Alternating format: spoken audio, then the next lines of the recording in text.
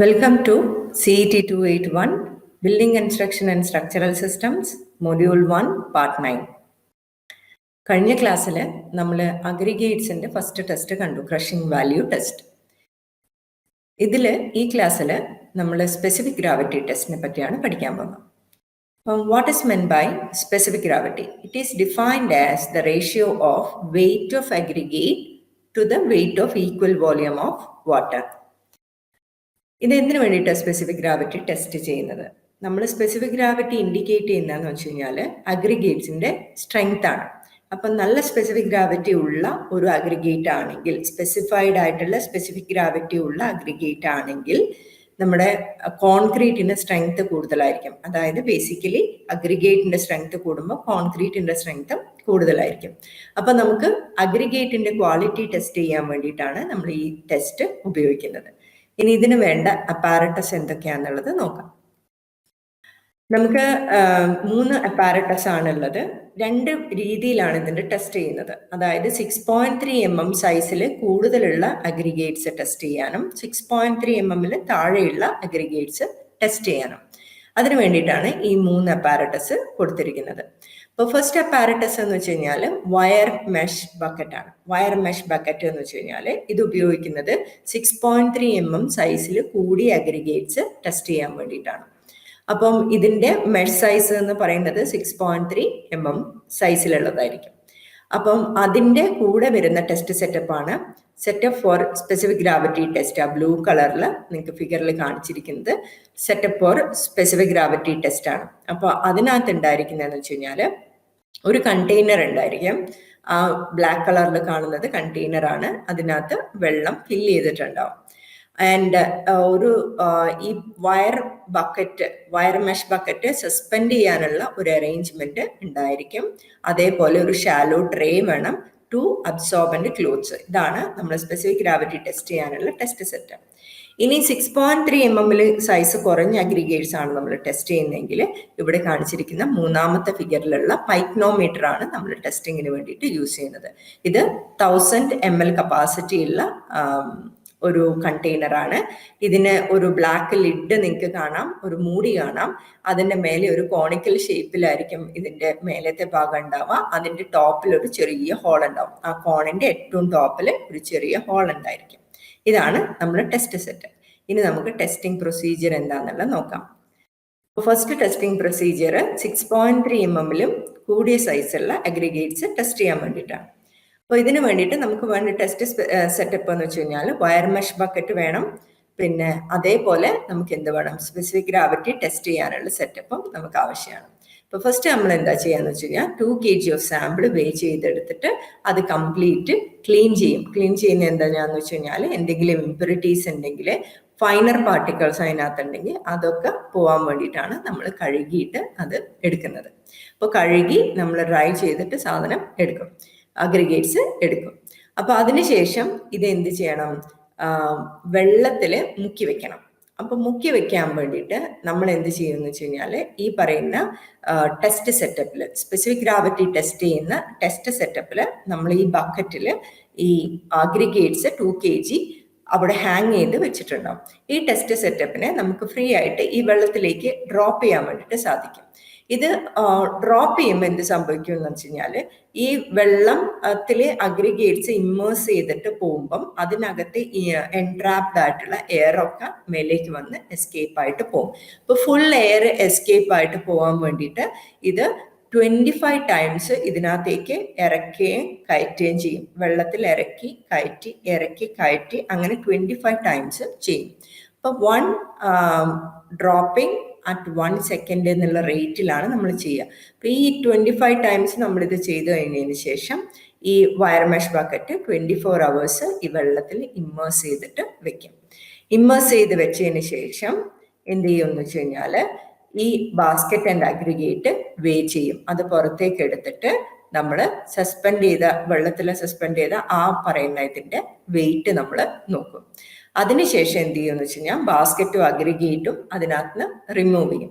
Remove ചെയ്തിട്ട് dry ചെയ്യും. Dry ചെയ്യാൻ വേണ്ടിയിട്ടാണ് നമ്മൾ എന്ത് ഉപയോഗിക്കുന്നത്, അബ്സോർബന്റ് ക്ലോത്ത്സ് ഉപയോഗിക്കുന്നത്. സാധാരണ നമ്മൾ തുണി എടുത്തിട്ട് അത് തുടച്ചിട്ട് ഒന്ന് സർഫസ് ഡ്രൈ ചെയ്യും.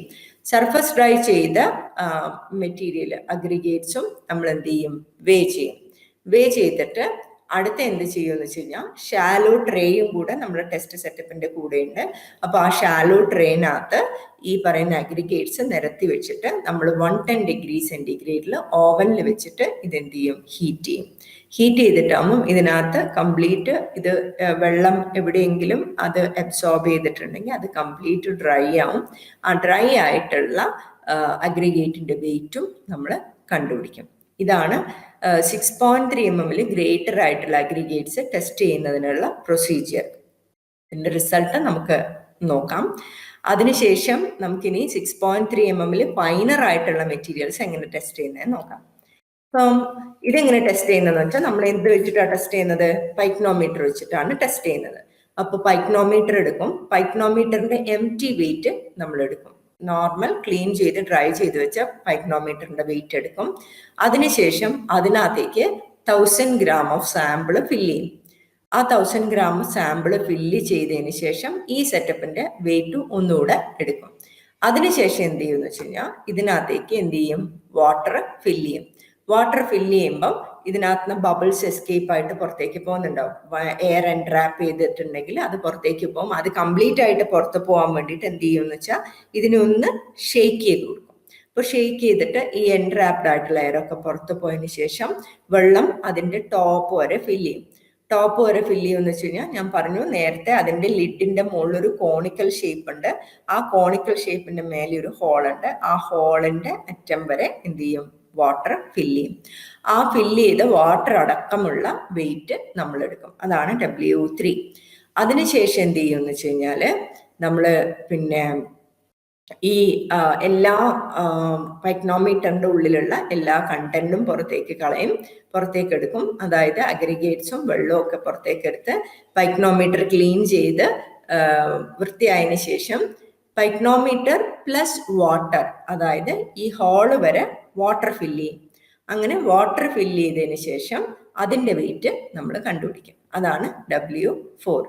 ഇതാണ് 6.3 mm ഫൈനർ ആയിരിക്കുന്ന അഗ്രിഗേറ്റ്സ് ടെസ്റ്റ് ചെയ്യാനുള്ള പ്രൊസീജിയർ. ഇനി നമ്മൾ സ്പെസിഫിക് ഗ്രാവിറ്റി എങ്ങനെ കണ്ടുപിടിക്കും എന്നുള്ളത് നോക്കാം. First, coarser than 6.3 mm. First നമ്മൾ weight of the saturated aggregates and the basket in water നമ്മൾ W1 കണ്ടുപിടിച്ചു. അതിനുശേഷം weight of the basket in water W2 കണ്ടുപിടിച്ചു. അതായത് കണ്ടെയ്നർ, അതായത് അഗ്രിഗേറ്റ്സ് ഒന്നും ഇല്ലാണ്ട് ബാസ്ക്കറ്റ് വെച്ചിട്ടുള്ള വെയിറ്റ് നമ്മൾ കണ്ടുപിടിച്ചു. Weight of saturated aggregates in air, അതായത് നമ്മൾ പുറത്തേക്ക് എടുത്തിട്ട് ഡ്രൈ ചെയ്തിട്ടുള്ള അതിന്റെ വെയിറ്റ് നമ്മൾ കണ്ടുപിടിച്ചു. ദെൻ ഓവൻ ഡ്രൈ ചെയ്ത അഗ്രിഗേറ്റ്സിന്റെ വെയിറ്റും നമ്മൾ കണ്ടുപിടിച്ചു.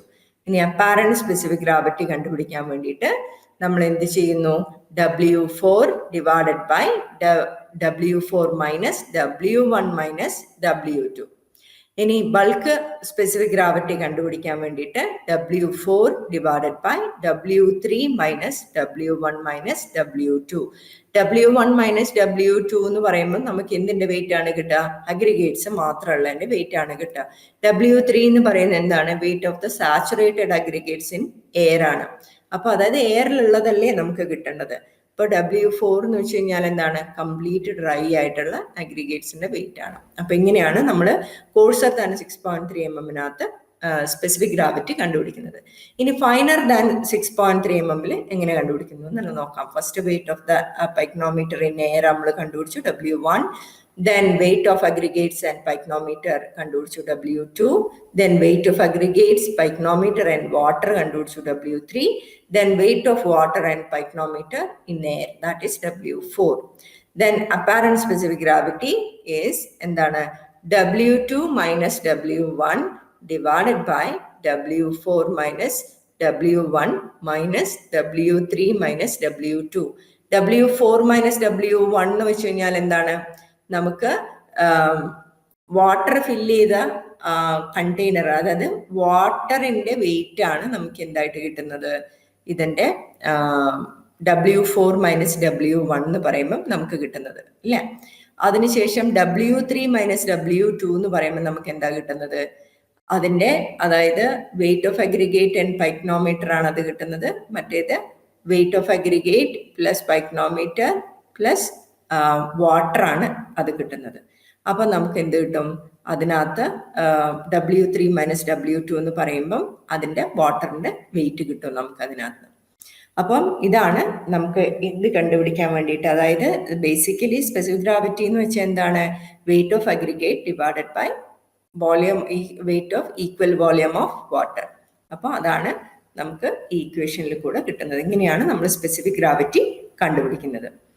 അപ്പം hope you all understood how to conduct and the procedure and calculation of specific gravity test. Then 2 ടെസ്റ്റുകൾ കൂടെ ബാക്കിയുണ്ട്. അത് അടുത്ത ക്ലാസ്സിൽ കാണാം.